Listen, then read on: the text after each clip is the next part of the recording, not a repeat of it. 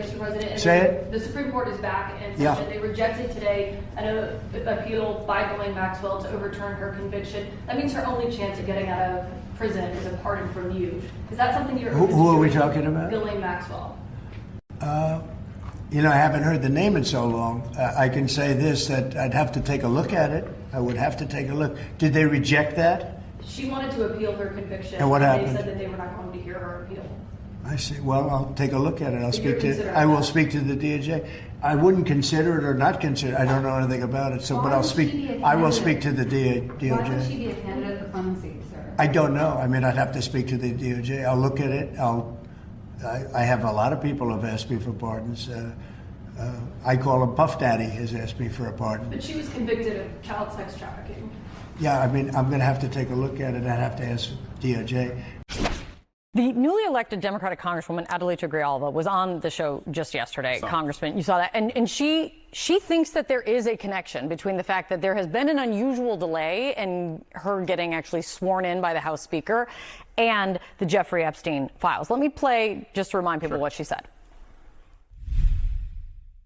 I am hearing that. And I am going to be the 218th signer to the discharge petition. So that is the only thing that most people are pointing to. Speaker Johnson has closed down votes in the recent past to avoid a vote on the Epstein files. So there does seem to be a connection. She would be the 218th vote. They're not convincing me that there's not something there that hurts the president. I've been in Congress for 13 years. I've never seen us out for almost a month during a non-August recess time. Right. We're in October. We have a government shutdown where lawmakers should be in Washington negotiating, and we were sent home indefinitely.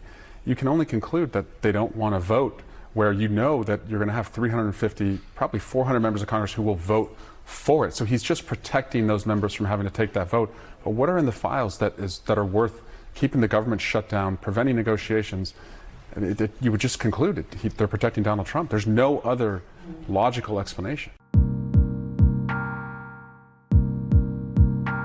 All right, everyone. Welcome to this week's bonus show. I am your host, Andrea Chalupa, and there is so much to talk about. Obviously, we are tracking Trump's health issues. He is at his second annual checkup this year, reports are saying. And then on top of that, the most hilarious is that he tried to send his lawyer, his own personal lawyer, otherwise known as Pam Bondi, the quote-unquote attorney general of the Department of Justice. The attorney general is supposed to be the public's lawyer, defending the public good, paid for with taxpayer dollars. But Pam Bondi is a hack from Florida who just plays Fox News TV roles very, very well. That's how she became Trump's personal lawyer, the head of the DOJ. And Trump gets busted by us for having this conversation, and the court that is hearing his silly James Comey case. Trump is getting clowned on for having published publicly as a social media post what obviously looks like a private message he tried to send to Pam Bondi, putting blatant pressure on her to get Comey out of revenge for all of Trump's own indictments and impeachments and so on, which is basically a massive smoking cannon of guilt, which will get Comey's already flimsy case thrown out. But the larger headline here is, does Trump have dementia? Like, what's going on? So that's something to pay attention to, and I will link to it in the show notes. I want to help everyone in a grounding exercise to remind you that what we're dealing with now, as atrocious as it is also American history. For instance, what was the first film ever shown in the White House? The answer, Birth of a Nation. The president was Woodrow Wilson. And, Woodrow Wilson, a mainstream name that gets thrown around. There's a Wilson Center, Wilson Institute. But yet he shows a film glorifying the KKK and playing up the racist stereotype of black men coming after our women. That is what is in that film. So in the history of cinema, our country The very first film that was shown in our White House was a KKK propaganda film. So Donald Trump hosting a KKK fever dream in our White House, going after Antifa as a terrorist organization and hosting all of these quote unquote terrorist security experts who are just MAGA internet influencers to justify their crackdown on anyone who is what? Anti-fascist, just like the generations of American patriots who came before us, who gave their lives storming the beaches of Normandy, who gave their lives fighting the tyranny of the Jim Crow South to ensure the promise of American democracy that our founding fathers claimed they were fighting a revolution for. So our history, our progress has been built by Antifa. If you are not Antifa, are you pro-fa? Are you fascist? Because the opposite of Antifa is fascism. Yes, what Trump did in announcing his ridiculous KKK clown show of a crackdown on anyone who cares about democracy, freedom of speech, the Constitution, the ideals of the historic American Revolution that did not live up to its promise in practice, but still was radical for its time of feudal lords and kings. Again, America, Trump is just the Frankenstein monster of our history. We've had some dark, dark, dark days in this country, and we are there yet again. And just like the generations of progress builders before us, otherwise known as Antifa, we're going to get through this chapter again. We absolutely will. I promise you. And you are not alone in being this outraged. And we have our whole struggle for human rights on this planet has been hard fought won by extraordinarily brave people laying everything on the line for us to have the freedom, the rights we have today. Do you think they made those sacrifices so that we could lose to these idiots? Absolutely not. We're going to win this. We're going to prevail. The truth is on our side. And let's make clear, speaking of truth, the Epstein Files, finally, the Democrats are getting information. They're beating on about the Epstein Files, as they absolutely should. And you too, listening, no matter what Trump does to try to terrorize us, try to destabilize us, get us into a fetal position, glued to the news, our nervous system out of whack, whatever he does, bring it back to the Epstein Files. Because if the Epstein Files did not matter, Trump and Mike Johnson would not be working so hard to cover them up. And yes, I can guarantee whatever is in the Epstein Files is definitely a watered down version of what actually happened, the crimes against children, the crimes that transpired, carried out by Trump. The Epstein Files is no doubt a watered down version. And we know that because it was put together by the same security agencies that let longtime Kremlin asset Donald Trump and his family come to power with the Kremlin's very illegal help starting in 2016. So those same security forces that were supposed to protect our national sovereignty and failed, they are the same ones who put together these Epstein Files. So I don't expect it to be that big of a bombshell. I'm sure the revelations are shocking because the crimes are shocking, but the truth is far more vile than what I'm sure is in those files. Just the fact, again, that Trump is working so hard in his cover-up, along with Mike Johnson and the rest of MAGA, indicates that these Epstein Files are a gateway to learning the bigger truth of what he did and the crimes that Trump committed with his longtime friend and associate, Jeffrey Epstein. There's a lot of photos with him, photos of him with Melania, right? Michael Wolff wrote that Epstein told him that Melania and Trump slept together for the first time on the Lolita Express, Epstein's private plane. They would fly to his pedophile island, right? Melania is posting on social media that she got some British book to take out details or claims that she met Trump through Epstein, through his creepy sex crimes network, right? And then, of course, the British publisher did that because that book, which I'll link to the story in the show notes, is coming from a country, the UK, notorious for very strict libel laws that are often weaponized by the powerful against writers, journalists, activists. So yeah, Melania, that's low-hanging fruit there for you to get that out of that book, by the way. I want to just sum it up as saying this loud and clear for everyone to sit with. Trump has gotten away with decades of corruption, crime, stiffing people. Investigations have proved that again and again. Trump got away with inciting a violent attempted overthrow of our democracy, which led to several deaths, including of law enforcement. Trump has gotten away with so much, and he knows it, and he gloats about it, and he told us he can do this in 2016. He said he could shoot someone on Fifth Avenue, and they'd still vote for him. So why is he so concerned about the Epstein Files? What is the larger story there with him and the Epstein Files that makes him so terrified that he's waging war against our very country? And one might say he's just a conflict guy. He likes to wage war. He's doing this because he knows his policies are unpopular, all that stuff. Sure, but there's something special here for Trump and the Epstein Files. And that truth is going to come out because the truth always comes out. The truth always comes out.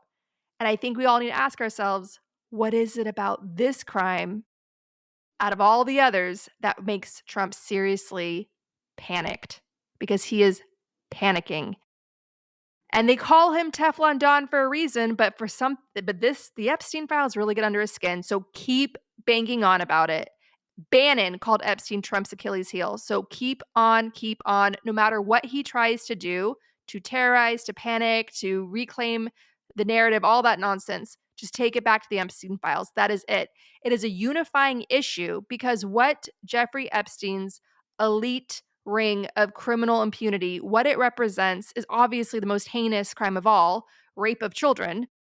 In addition to that, it represents the crisis of the criminal impunity of the elites, of the increasingly legalized corruption, utter lack of accountability, the rich treating us, the oligarchs treating us like they say in Ukraine, like we the people are the shit they grow their money in. That is why the Epstein scandal, the Epstein crime cabal, is such a unifying force for Americans today across the aisle. Trump ran on it. Trump promised to release the Epstein Files. Trump's MAGA influencers wouldn't shut up about this.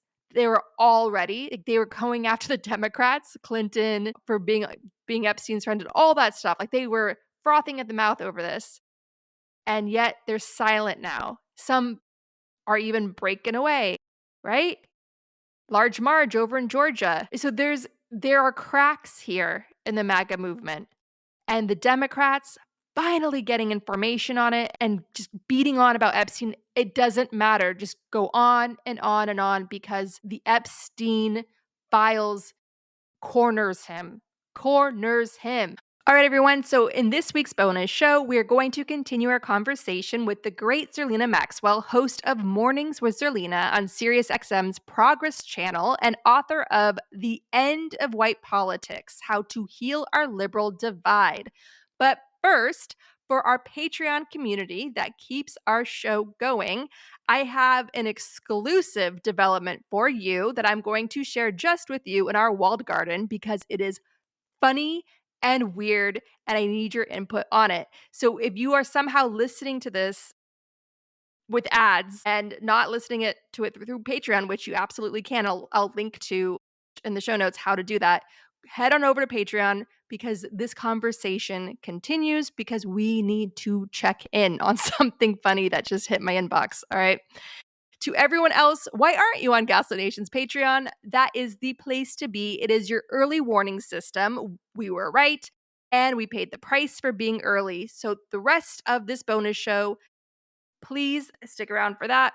If you want to hear this full bonus show and all other bonus shows, get Gaslit Nation ad-free, invites to our exclusive events like our Monday salons, Sign up at patreon.com/gaslit. That's patreon.com/gaslit.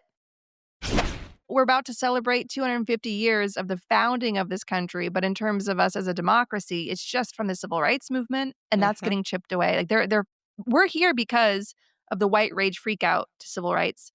And that was a 50-year plan. Christian nationalists got into formation. They used the prosperity gospel, which is just a total grift. Like, Jesus wants me to have a private jet that's a palace in the sky and all these mansions. Give me your money.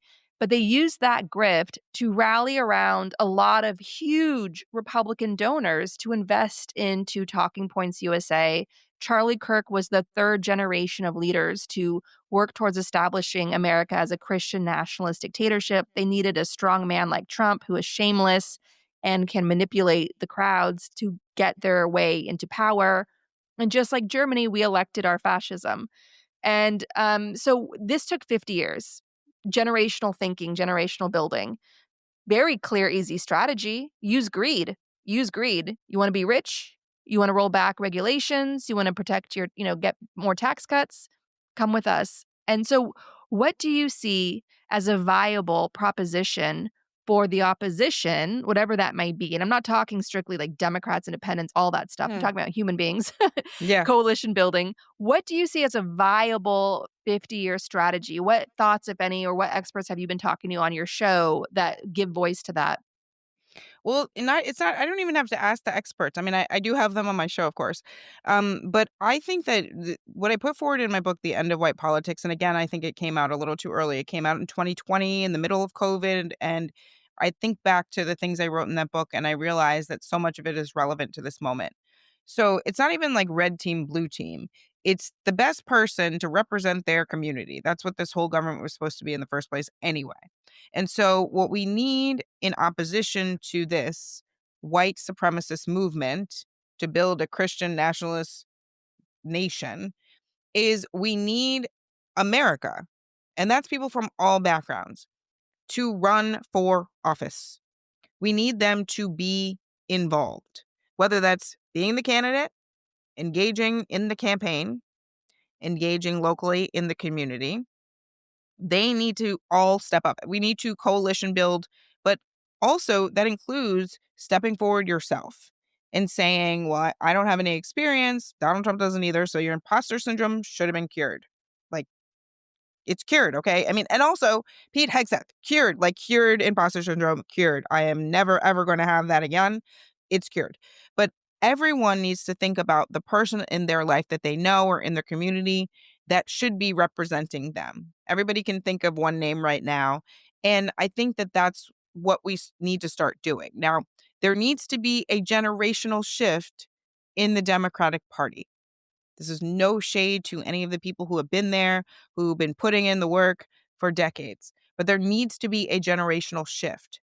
There also needs to be, just like in the country, a demographic shift so that the Senate isn't basically all white men, right? Like all white people.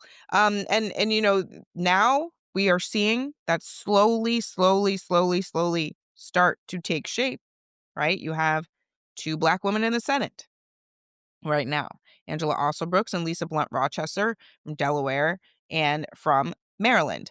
This is an important shift, but this needs to continue. The future of the Democratic Party is AOC and Jasmine Crockett, Maxwell Frost. And the Democratic Party needs to elect more people like that and amplify the voices of the people like them that are currently in the party. And stop trying to win back moderate white voters that keep voting for Trump, which should signal to them that they are not going to vote for a Democrat. Because if you keep voting for Trump, there is absolutely nothing that the Democratic Party can message to that particular voter that is going to work. And you are now marginalizing and turning off the growing demographics, right? The groups of people that are growing in number. And so it's just like a math problem, but they're focused on winning back people instead of winning over people that are growing in number. It doesn't make sense to me. It's never made sense to me. Where is that coming from? Is this like David Plouffe is the golden boy, untouchable, and he's just cashing in his consultant checks election after election? Because I did witness with my own eyes and ears that when Tim Walz, who was a progressive favorite, becoming Kamala's VP, they suddenly neutered him, and he was no longer the trash talking uncle that we all wanted, and he became a lot safer. And you're like, how many consultants have like jumped on you to like muzzle you? And so that you did feel like, Kamala, obviously with what she was given, she came out the gate really strong, euphoric. And then as time went on, it just felt like, I don't know if it was Biden's team getting in the way or like who the hell, like at this point, we need to name names for the sake of our national security. Like people need to be iced out of the next go round. So what do you think is brain rotting these consultants from within, from talking, from getting these candidates, quality candidates, from talking from their hearts and really bringing people together? I think there are some Democratic consultants that are not well versed in talking about race. Makes them uncomfortable. The same way that it makes a lot of white voters uncomfortable. So they themselves are not comfortable engaging on these issues. I would say that that's not true of all of them because I've worked with many of them, and some of them are, they're well versed. They're just as mad as, black and brown people, right? So they're, I think, you need to give them more responsibility going forward, and you need to hire people that are working on these campaigns that come from these communities. So one of the things that happens often is, and I saw this as a member of the 2016 campaign, in that senior leadership meeting, there's very few faces that are coming directly from these communities. And that's not just me coming up with this idea today in this conversation. There are people that have been working for decades within the Democratic Party. I can say Donna Brazile, Minyan Moore, Leah Daughtry, people who have been trying to emphasize at the highest levels of the Democratic Party that you need people in the room that are going to talk about and on behalf of the communities that they come from, so that the message matches the need and the policies that people need to make their lives better.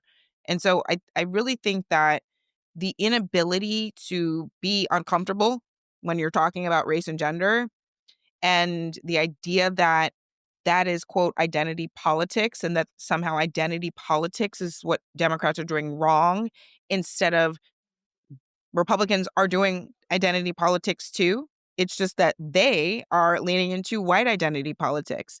And the Democrats' inability to speak to communities about the things that they care about in the way that they will understand them on the platforms that they're actually on, because they don't want to talk about race, they don't want to talk about gender, they don't want to stand up for communities. Nobody's going to support you if you don't want to stand up for them. You look weak. You look scared. And in some instances, they are. And they have to get over that. Exactly right. And I'd have to add abolishing ICE at a bare minimum. Like that's not college freshmen we're not being like stony college freshmen with this idealist radical like that's just becoming a mainstream position now. Abolish ICE. Americans across the political spectrum are watching people get kidnapped off the street. Yeah. They're watching these mouth-breathing wannabe Rambos being like overpaid, over-militarized to act like the most dreaded, hated bar bouncer you've ever come across, but like people's lives and trauma are at stake. Like children getting zip tied, children getting ripped from their parents in the middle of the night. This is horrifying. Like this is the international community should be building right now crimes against humanity prosecutions against Stephen Miller, against Donald Trump, against Russell Vought, everybody in that White House. What why do you think we're ever going to see a Democratic Party that just comes out and basically understands, like, it's like you said, it's not identity politics. We're not the ones playing that. It's democracy. It's the rule of law. It's human rights. And they're the ones that are playing identity politics. Like Hegseth is purging women, LGBTQ people, non-white people from across the military. It's so creepy. It's like what the mullahs did in Iran in the Islamic Revolution. It's like a white Taliban. Like Aaron Sorkin was right. So what are your thoughts on what the Democrats can do to speak directly to abolish ICE in the hearts of the American people who see more and feel more than they're even giving them credit for? Well, they have to amplify the voices of the people who have been saying that since they first ran for office, because there were Democrats that are in the House that ran with that on their platform. And at the time, there were a lot of folks in the Democratic Party who were like, well, I do believe in, comprehensive immigration reform. Like, you're not standing up for community when you say that. It's like Democrats too often accept the premise of the question when the question is bullshit. And it's like Elon Musk is, going through each agency of the federal government and dismantling it and destroying it and laying people off with no coherent plan to do, obviously now as we reflect on the legacy of Doggy, as my friend Jess McIntosh likes to say instead of Doge, the legacy is not good. And for some reason, Democrats would say, well, I do agree. Again, accepting the premise, I do agree that there's waste, fraud, and abuse, but this isn't the right way to go about that. The problem is that the Democrats accept the premise of the question when the question is bullshit, instead of saying, of course, ICE needs to be abolished. And here is why. Here is why. And here is why you should care about it, even if you're a white American with an American passport, walking around thinking that this is never going to affect you. And maybe, realistically, you're never going to get stopped. Maybe you won't. But it's affecting you because it's affecting your community. And I shouldn't have to convince you to care about Black and brown people. Like, why do we have to work so hard to get you to see our humanity? And then you get to say that you're the, shining example of what it means to be a Christian. That, again, I do not accept that. If you actually believe in the things that you say that you believe in, then you should want everyone treated well. You should want everyone treated humanely, regardless of their background. And Black people knew that when Donald Trump and Republicans held those signs up at the Republican convention that said mass deportation, that was a threat to Black people too. And there was something spiritual going on, I really truly believe this, that told all Black people, particularly Black women at first, we need to just step back just for a sec, right after that 2024 election. Like, this is going to get really bad, and we need to get out of the way because this is going to be authoritarianism in a hot second. And so what Stephen Miller and the folks in the White House want is for Black people to be in the street. That's why they're dropping tear gas from helicopters into Chicago. That's why they're going into the south side of Chicago and rounding up Black American citizens in the middle of the night. They want these cities that are majority Black and brown to look like war zones because they are playing off of the prejudices of their voters. And some voters who may not be explicitly racist, but harbor discriminatory beliefs that they're not admitting. Because if you voted for Trump because of grocery prices, you need to do some self-reflection. You need to go in the mirror and ask yourself why that mass deportation sign didn't bother you and that you were only concerned with the cost of your eggs. Because if the cost of your eggs is more important to you than the freedom, the safety, and the humanity of other people and their families, then that's a problem. And so there's just a lot of work people need to do in terms of recognizing that we are a multiracial democracy. So you either want that or you don't. And if you don't, then just admit that and stop pretending that it was the cost of eggs.